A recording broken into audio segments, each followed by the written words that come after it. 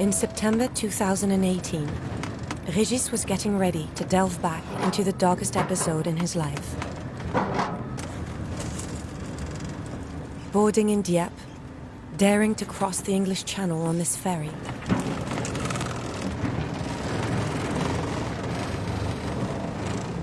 For the first time in 5 years, the 58-year-old father of two returned to the country that stole his children from him.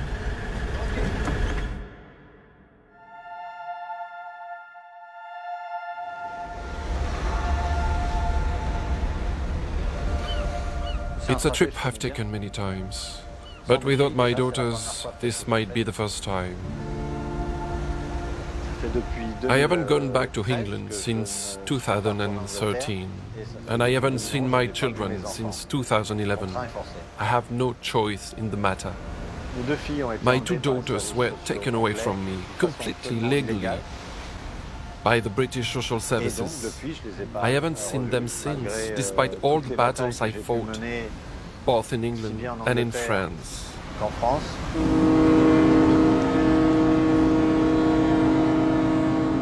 Régis had always raised his two daughters on his own. Ever since they were born, this financially well-off father often took them along on his travels. In 2010, he decided to move to England with 11-year-old Mathilde and 9-year-old Louison, so that they would learn to speak English. He settled down in this pretty Brighton neighborhood, a stone's throw away from the beach, for a sabbatical year. They were happy because they'd always lived by the sea, always had a good life. They were very happy about the move, yes. We often did our shopping here. That was my bank.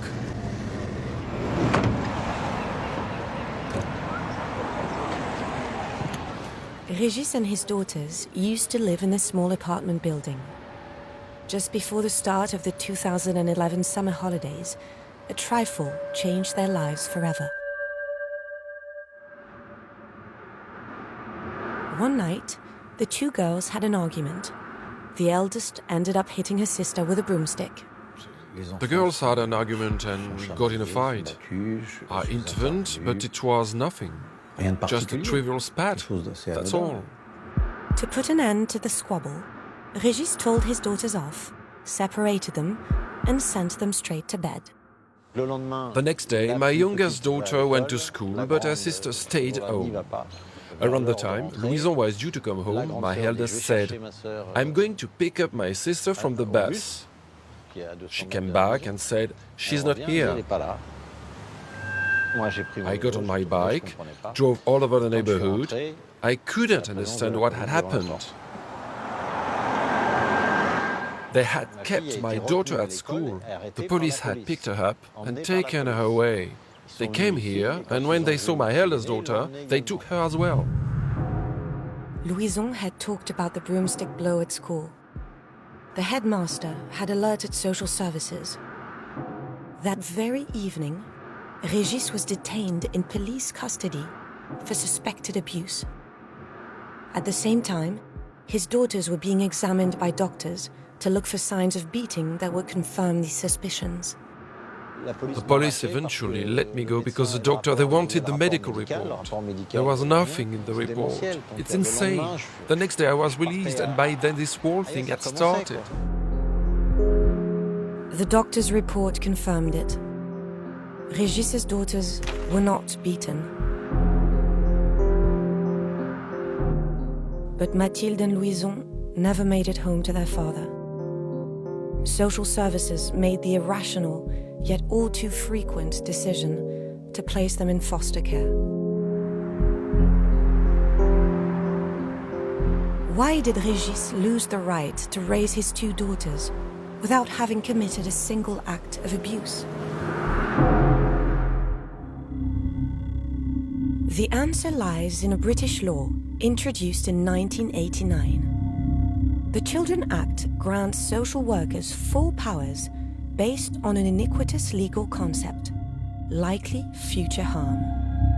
Without a shred of evidence, children can be taken away from their parents. Régis's family fell victim to a system that tears 90 children away from their parents every single day.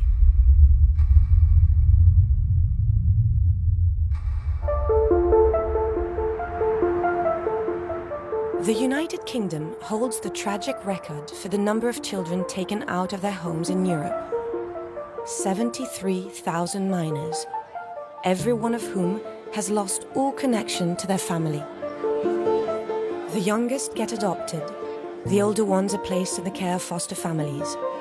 These children are brutalized by a child protection system that has gone astray.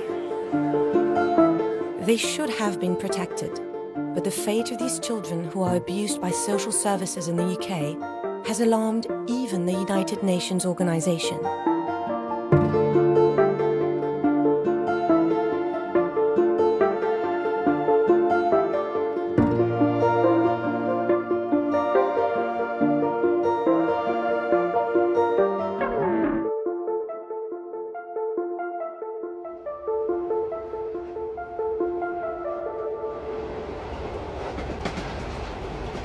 In the United Kingdom, the large majority of children removed from parenting authority are in foster care. 73% of them, that is 53,000 minors, are thrown through an emotional ringer that never stops. This is what Régis's daughters have had to endure since June 2011. 3 months after the brutal intervention of social services in their home, their father was stricken from their lives. Régis hired 2 lawyers, besieged the French embassy, waited outside schools, and even tailed the social workers to track down his girls. I spent every moment, of course, trying to find my children by all means available. I actually tracked them down several times, but just when I was about to reach them, they would be moved elsewhere.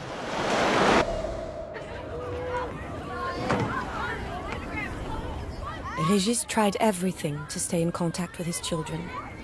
One of the few times he heard from them, it was thanks to a phone conversation between Mathilde, his eldest daughter, and one of the journalists he had mobilized to work on their case. Allô? C'est Mathilde? Comment How tu are vas? you? Bad. I want to go home. We say it every day. We can't go on anymore. We say it every day. There's a big garden, and we're not allowed to go there. We just can't. But sometimes we try to leave and run. But they keep saying, "Come back, we saw you." I can't stay long because I said I was going to the bathroom, and I'm not. I'm talking to you.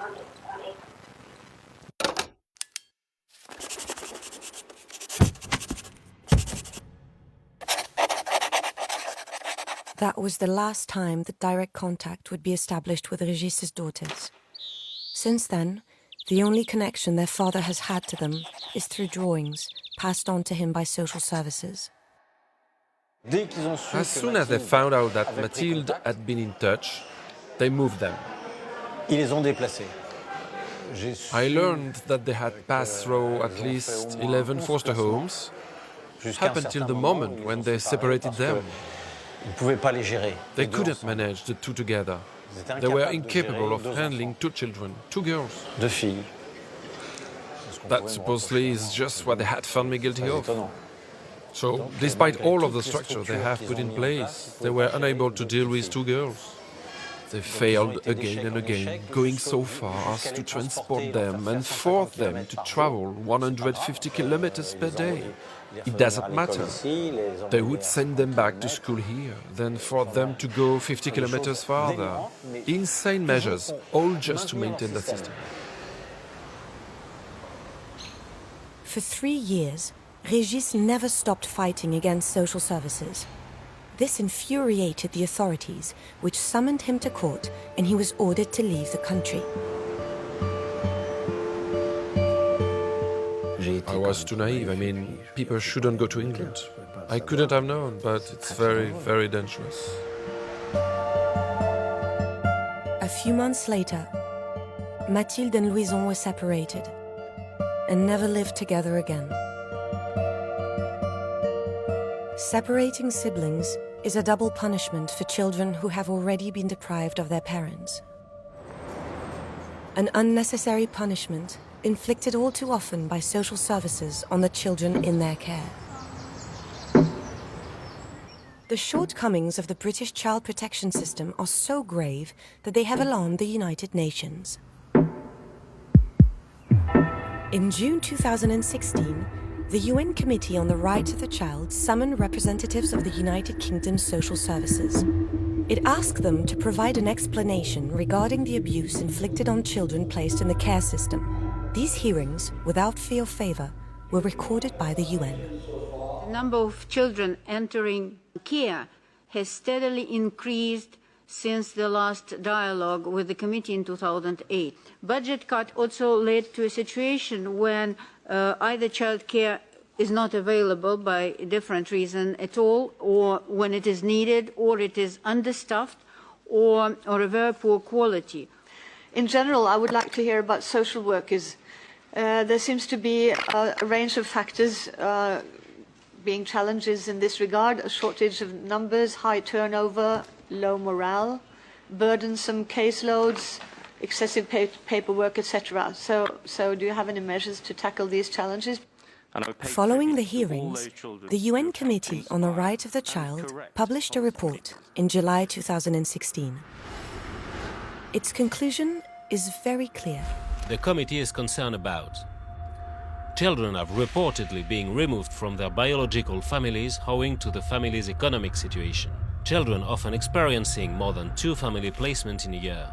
Children placed at distance from their biological families, which prevents them from keeping in contact, and siblings being separated from each other without proper reason. We have seen that with some foster families, there is a high turnover of children. Yes, it creates instability in the child's life. They have to change the whole environment around them, but even more so the psychological relationship with the foster families, and then they have to establish themselves in a new foster family, and this is really, really traumatizing. It's not good for their psychological development, and children have a right to development under the convention. This emotional and psychological fragility is generated by a system that destabilizes these vulnerable children, causing them distress that is sometimes irreparable. In 2009, Darren lost his daughter Rebecca. She was 16 years old. I miss my daughter dearly. There's not a day where I don't think about her. I've got my daughter's name on my arm.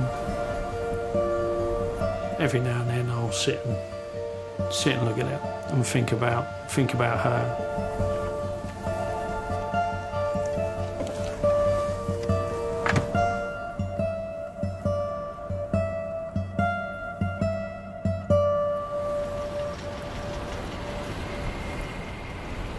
Darren would still see his daughter grow up if social services hadn't taken her away from him.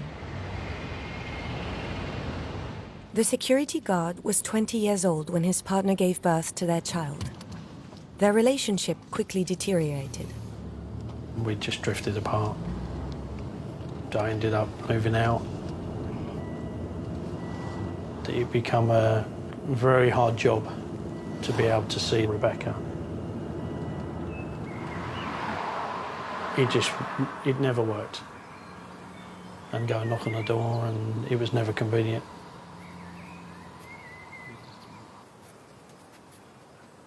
So there was no point in me going, because the result would be exactly the same. No door would be answered.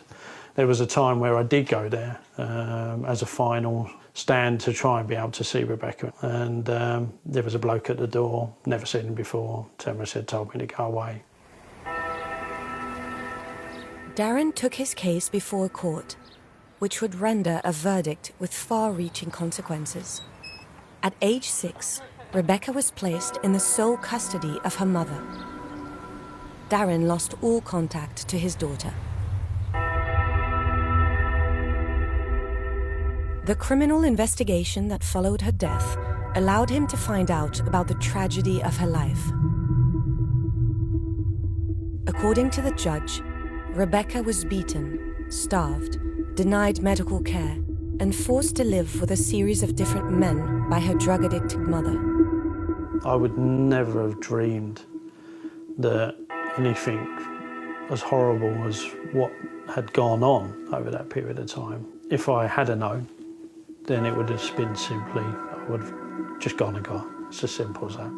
But we didn't know. We wasn't made aware of any of this by the school or anybody. 6 years later, aged 12, Rebecca was finally removed from her mother's custody by social services. But instead of putting her in her father's care, she was placed in a foster home without Darren's knowledge. She was very bubbly, very lively, usually a happy-go-lucky type of person. Tanya is a social worker who met Rebecca during those terrible years in foster care.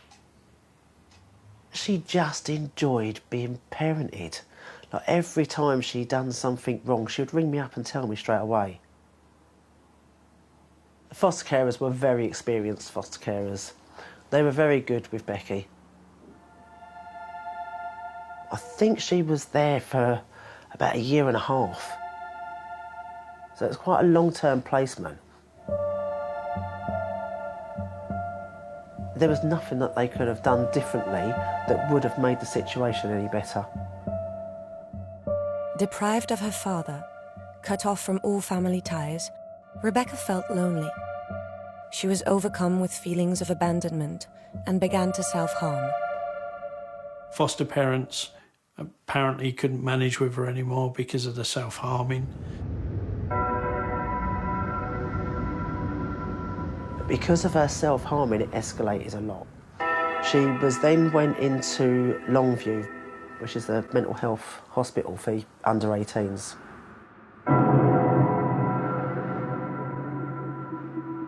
She learned new ways from the other girls in there of how to self-harm, of how to insert paper clips under the skin to cause infection, how to make a noose to hang herself. She learned all of this in Longview. Rebecca was adrift.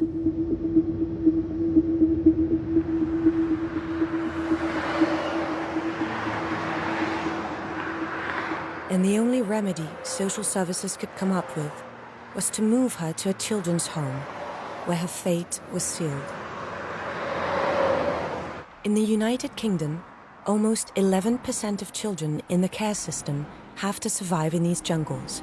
That is, 7,890 children left to fend for themselves. Fishes in a big pond, with dreams of the beyond and urges to abscond. I wish I had a big one and a big. Like Rebecca, Danielle was also placed in a home. Watching sitcoms, eating crisps or dip so far from the pit's palm.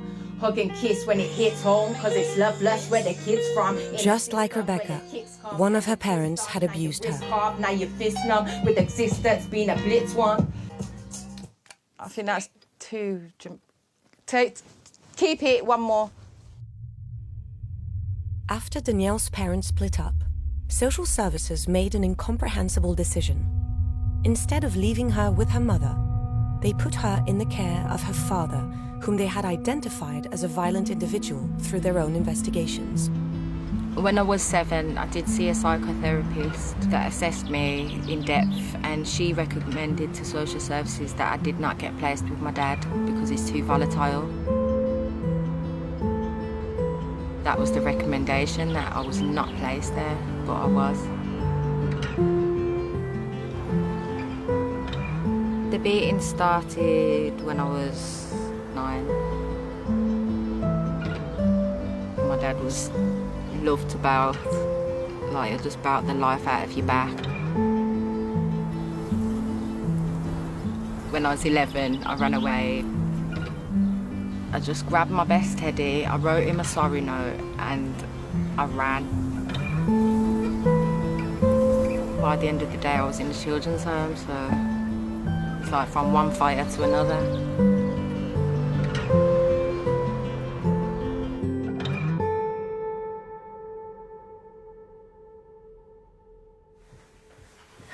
By sending Danielle to a home, social services had just sentenced her to enduring a series of trials, which would escalate all the way to sexual violence. From the age of 11, she was moved from one home to the next 8 times per year on average. I think it's recorded 39. I thought it was 34 at one point, but it was 39 different placements.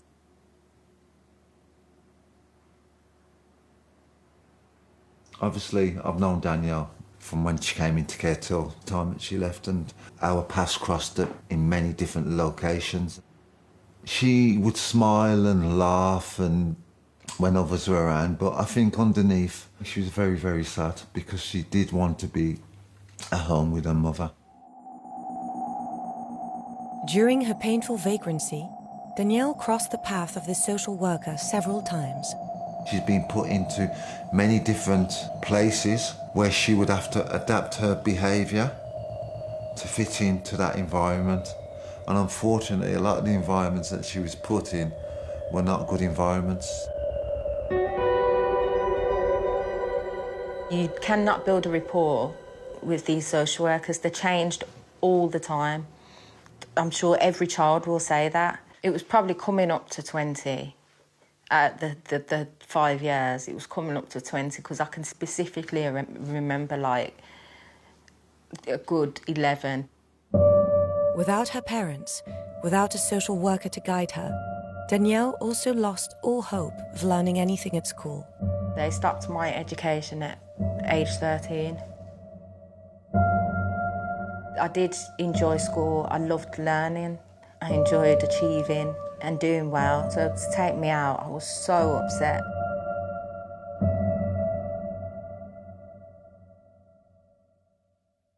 They messed me up before I even got to do my GCSEs, making my adult education a lot harder.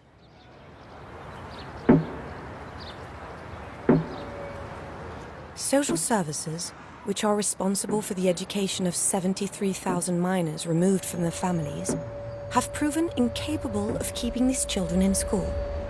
According to the government's Department for Education, every day, 40 children are permanently excluded from school, which is theoretically mandatory until the age of 18. An idle, revolted youth. Age 13, Danielle was now whiling away the time around the neighborhood, outside the children's home. Sometimes I'd run away for weeks. I'd chill with the people. I'd have somewhere to stay for a few days, but then I'd go and I'd find another friend and then stay there for a bit. I was just on survival mode all the time. Do you know how they said that they were going to protect me from running away? They moved me all the way to St Helens in Liverpool and says that that was to stop me from running away.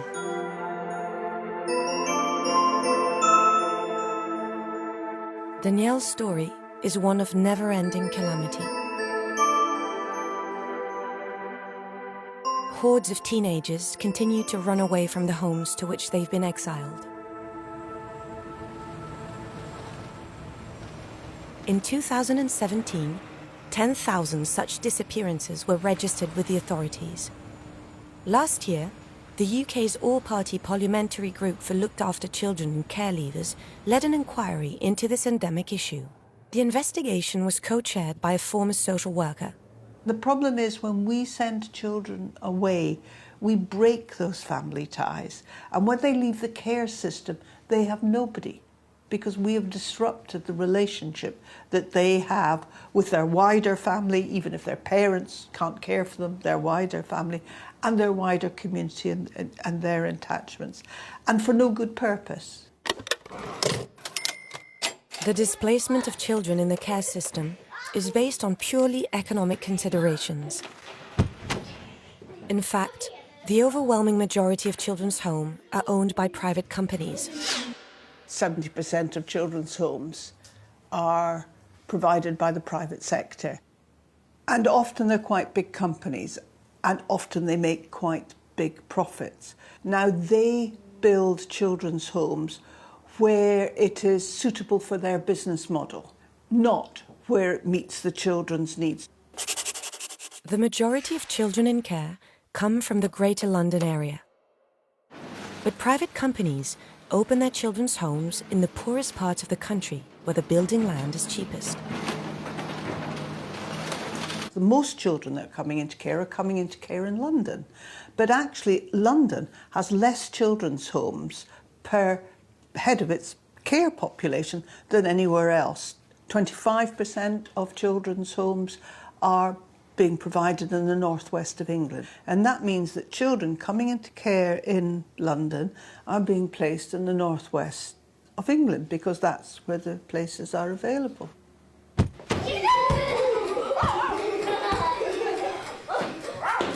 In the last 5 years, the number of children sent to homes far away from their usual place of residence increased by 64%. At age 15, Rebecca fell victim to this forced exile.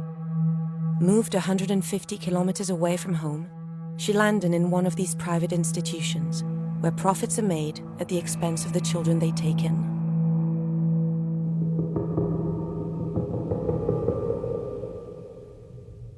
While she lived in this home, a governmental assessment report revealed severe shortcomings in the care it provides to children.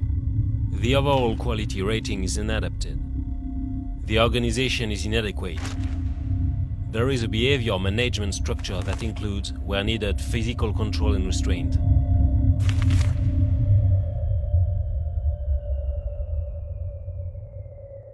In the numerous children's homes where she stayed, Danielle was also confronted with the very rudimentary educational methods of certain social workers. They used to restrain people on the floor sometimes, but that was dangerous in itself. A lot of people were getting hurt by staff.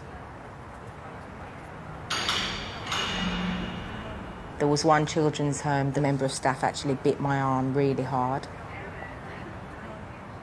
I tried to get her head off my arm, and she switched it round and said that she bit me to get me off her hair, which was a blatant lie.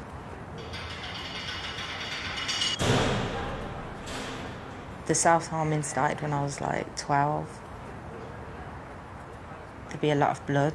Sometimes I used to do it until I couldn't do it no more because the blood would numb the glass. The glass wouldn't be sharp, so you'd have to like go extra hard. Every year we spend £1 billion on children's homes places in England, and it is very concerning that perhaps those private children's homes are not providing staff with the level of training that they need to manage those children and those children's difficulties. In 2009, Rebecca's care was being billed €3,200 a week. A fortune for a teenage girl left to fend for herself. I would say it was extortionate. It sounds more like an open checkbook, and I can name my price and give little back to those children that needed it. They should have had schooling. She never had schooling there. I can only imagine that she would have enjoyed going to school. Again, it's another failure. At Evergreen's Children's Home, Rebecca fell into a state of deep despair. She succumbed to depression. I was giving her a diary. One part of the diary, it states in there, I asked social services, can I have a new social worker? And can somebody please find my father? I also asked about me, Dad. The man said he will phone me when he has his address. I can't wait to try and contact him. They made up a story about they sent a letter. Nobody's found that letter. They couldn't produce that letter. Dr. Dean, during the inquest, asked them for that letter to prove that it had been done. Nobody seemed to have it.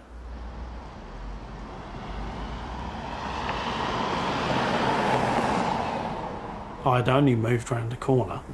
Granted, yes, I had moved. Still lived in Tiptree. I was married, and I got children, so I had a stable lifestyle. There was no reason. There's no reason why they couldn't have come to me. Rebecca's home never bothered to contact her father.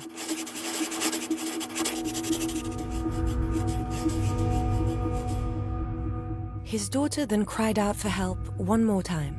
She told staff about her plan to end her own life. Nobody reacted. The next day, on the 16th of June 2009, Rebecca wrote a letter to Tanya, her previous social worker. Then she hung herself in her bedroom with a scarf. She was 16 years old. Dear Tanya, I cannot cope with any of this anymore. Things are getting too hard for me. Life is just not worth it anymore. Thanks for everything you have done for me. Sorry that it has to be like this. I can't get through it. Love, Becky. The day she died, she wrote me a letter, and I carry it on me every day, and I still do to this day.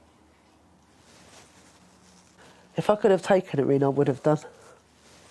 If I could have taken her in, I would have done. But I couldn't. Rebecca had been dead for 18 days already. Her father only found out by coincidence. It was on a Thursday. I received a phone call from my mum, Rebecca's grandmother, saying that she's just read something on the front of the paper, Essex Chronicle, that I needed to go to them as quick as possible. And when I went in, I read the front cover of the paper. You certainly don't expect to see your daughter on the front of a newspaper saying that she'd taken her own life. So reading that was kind of disbelief, angry, just in complete shock, really, to be honest, because you just don't expect it. A few weeks after Rebecca's death, the private centre of Evergreen was shut down.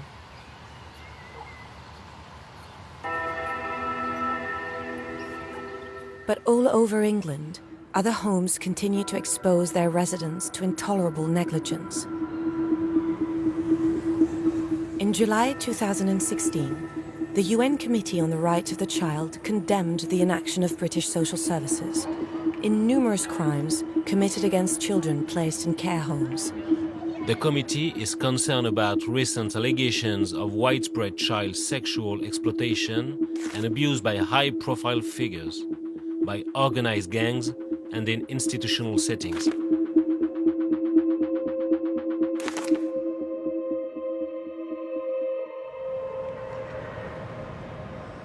Between the ages of 13 and 16, Danielle narrowly escaped several rape attempts in several different homes.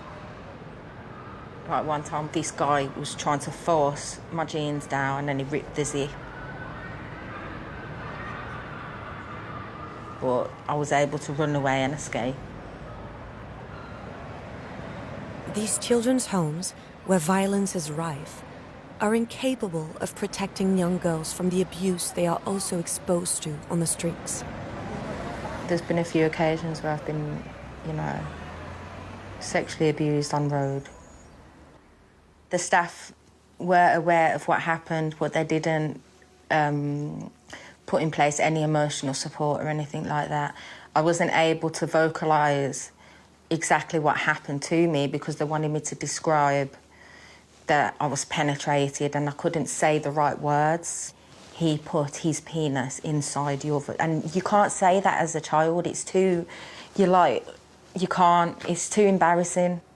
The complaint wasn't saw through because I couldn't say the words. If there is not proper monitoring, there may be things going on which should definitely not go on. And sexual abuse is one of those things. And there needs to be supervision of foster homes. There needs to be regular conversations with the child. The child needs to have a person that he or she can always go to with his or her problems in a foster home, that a trusted person that the child could always talk to, so that things like this, if it happens, it would very quickly be identified.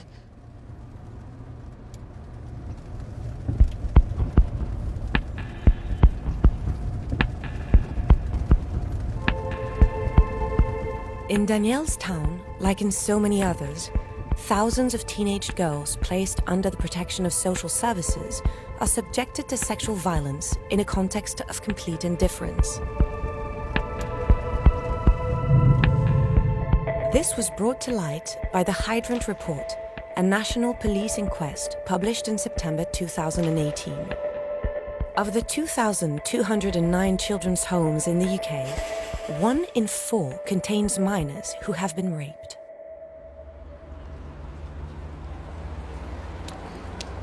In Rotherham, in the northeast of England, the story of one of these young girls tells a tale of the failure of all such institutions in the UK.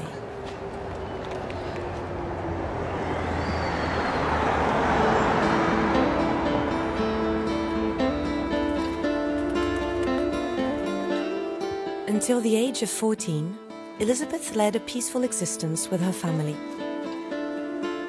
The life of this star student was to be changed forever during her teenage years. Bullied by her schoolmates, Elizabeth was thrown off balance and quickly went astray. When I was 14, I started skipping school, yeah. That's when I was befriended by a woman who was quite a lot older than me. It was through another girl who basically she'd got her from an hostel, and she was saying that it was her daughter.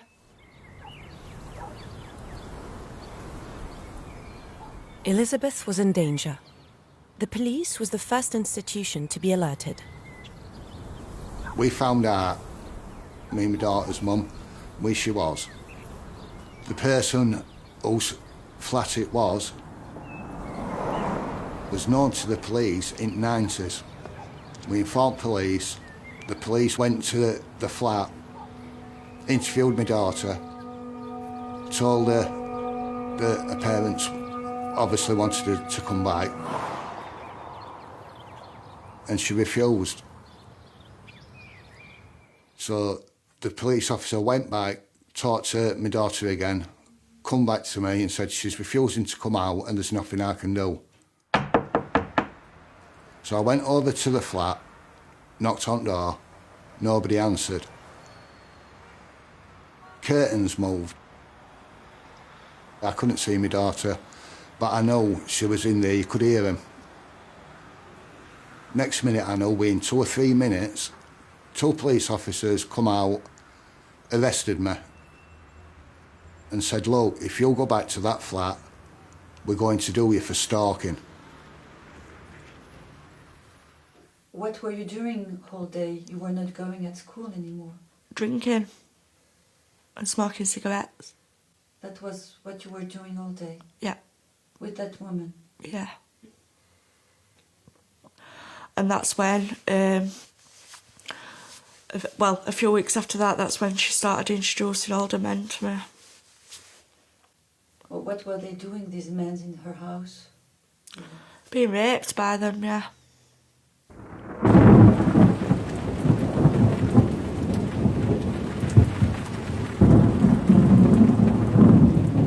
A few weeks later, Elizabeth managed to escape from the grip of the woman who was exploiting her sexually. I couldn't go back home because I come out of that flat and fell into the next set of perpetrators. It was never possible. It's like once you're involved in child sexual exploitation, it just carries on. These people knew everything about me, but I didn't know anything about them. So it was just like you'd be passed on around different circles.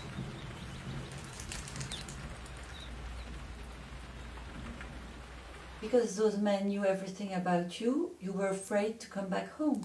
Yeah. So it was a way of protecting your family? Yeah, in a child's way of thinking. The girls didn't want to make a complaint. They were terrified. They were absolutely terrified. They would be told that their house would be firebombed, or their mother would be raped, or their younger sister would be raped. In 2011, a Times article revealed for the first time the existence of sexual exploitation rings in Rotherham.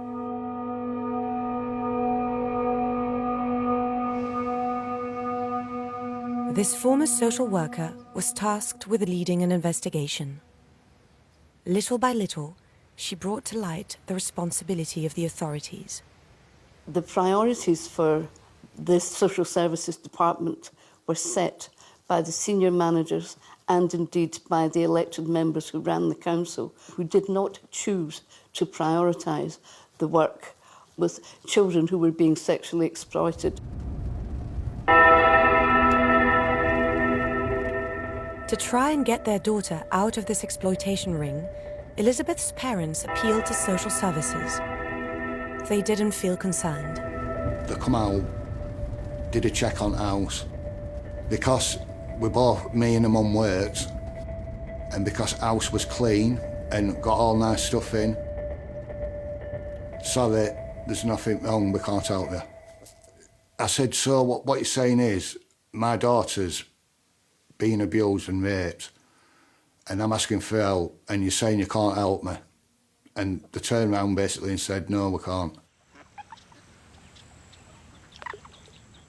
Instead of getting Elizabeth back and returning her to her parents, Rotherham's child protection system eventually took action and made things worse.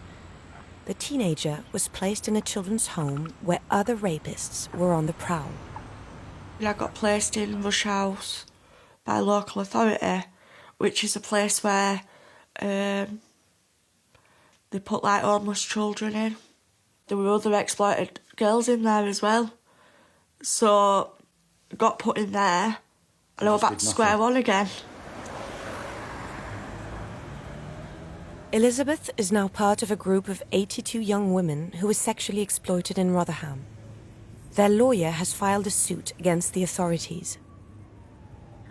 The council, in Elizabeth's case, had so much knowledge, and the police had so much knowledge, that they must have seen that taking her away from her protective family and putting her into this hostel with other girls would have inevitably caused more harm to her. She would have been more exposed to the abusers, to the groomers. And that's what happened, sadly. And on the other hand, social workers often used the term that the girls were making lifestyle choices. They treated them in quotes like prostitutes. Little slags was one of the phrases that were used about them. So they did not take it seriously, and it was utterly appalling that that was the case. Luckily for us, they started not to want to have anything to do with her, with my daughter. Plus, she was approaching 16, and we all know that at 16 and over, they're not interested. They're only interested in children, right? And that's a fact. So luckily, we got her back home. Everything started to go back to a bit of normality, and we started to rebuild his life. Once she was too old for her sex exploiters, social services were no longer interested in Elizabeth either.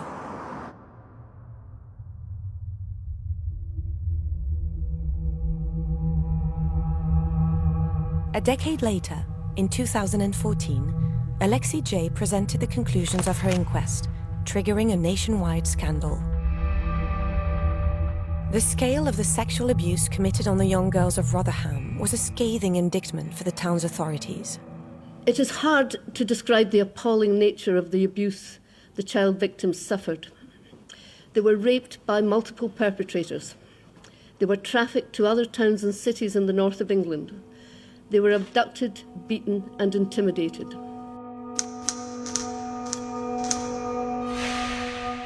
In Rotherham, more than 1,400 teenage girls were sexually exploited, a third of whom was supposed to be under the protection of social services.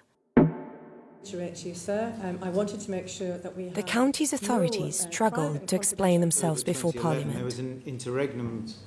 How could you be accountable to the people of Rotherham and the children of Rotherham when you have failed them?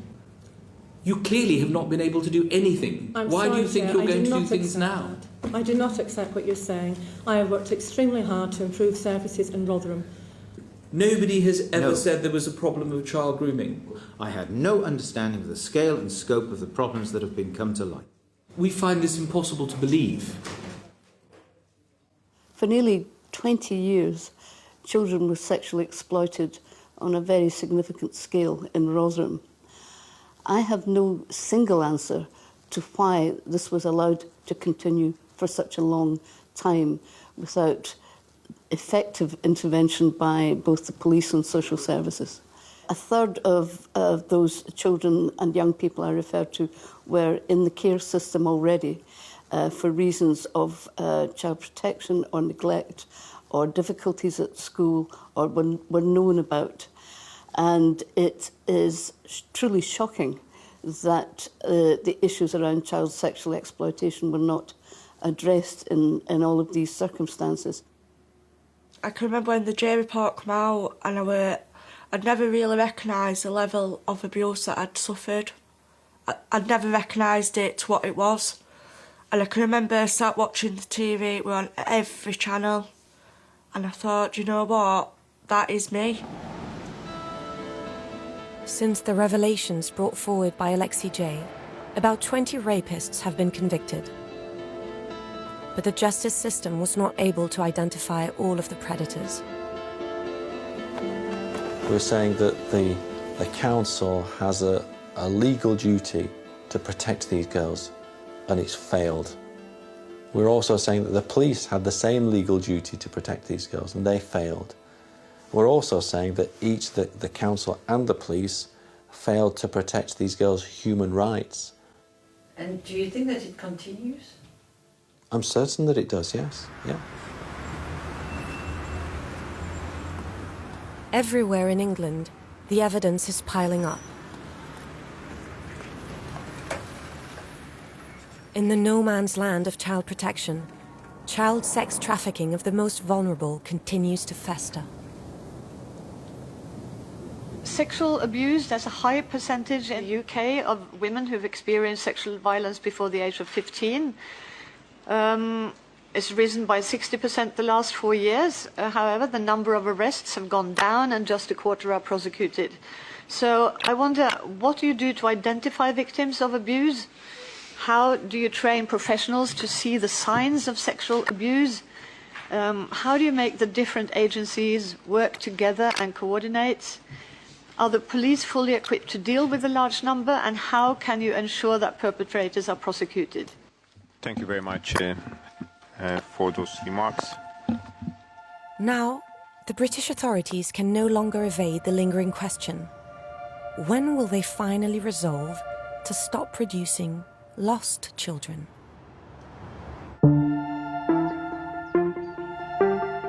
Five years after her suicide, the court has found that shortcomings on the part of social services provoked Rebecca, Darren's daughter, to end her own life.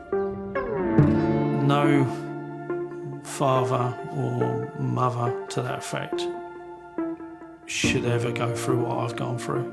And there should be no other child on this planet should go through what Rebecca went through. It needs to be stopped, and they need to be cared for properly. When he returned to England, Régis finally tracked down his eldest daughter, who is now an adult. But after 7 long years apart, Mathilde has so far refused to reconnect with her now estranged father, of whom his daughters believed that he abandoned them. I don't know if I'll see them again.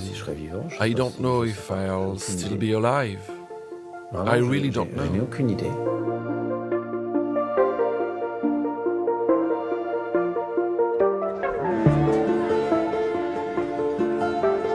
I love you, Mommy, and I wish I could make you the happiest woman on earth, not the most stressed. My heart bleeds in the absence of my mum. You are my ray of moonlight, which I trust in to look after me every night. I miss and love you, Mummy. Love your one and only daughter, Dan. Taken from her mother at age 11, Danielle now lives back in the same neighborhood. But the separation they endured has poisoned their relationship. We haven't got a relationship today. There's just too much water under the bridge. There's no relationship with my brothers. Unfortunately, yet again, it's just broken families. And a lot of, underlying emotions and issues not dealt with. And that's why social workers should be working with families, not against them. And in this day and age, they're only working against families.